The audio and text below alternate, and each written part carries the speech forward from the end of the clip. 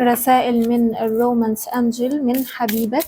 رسائل من حبيبك. اكتب في الكومنتات 3 سبعات لاستقبال طاقة الحب. خلينا كده نشوف اول رسالة من حبيبك هيقولك ايه. بيقولك ادي علاقتنا فرصة تانية.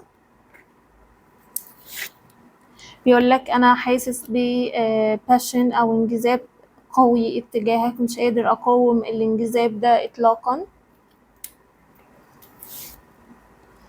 بيقولك انا في اشخاص بتتحكم فيا وظروف بتتحكم فيا من الخارج، وانا مش قادرة اتجاهل تحكمات الاشخاص اللي بره اللي بتأثر على علاقتنا، والاشخاص دول ليهم تأثير على علاقتنا بس انت ما بتغيبش من بالي. خليك متفائل بشأن حياتك العاطفية. الكارت ده ليك انت، ما تفقدش الامل يعني. نعم ده السول ميت بتاعك. لو انت بتسأل هل الشخص اللي انا حطيته في بالي ده توأمي او نص تاني، نعم ده توأمك او السول ميت بتاعك. الشخص ده ممكن يكون ما كانش شبهك او كان دايما بيدور على الماديات والحياة المهنية، وانت كنت حد عاطفي بزيادة. فيعني بيقول لك لا، انا بدأت اركز عليك اكتر واكتشفت ان انت اهم من الشغل والفلوس في حياتي. بيقولوا لك العلاقة دي تستحق الانتظار.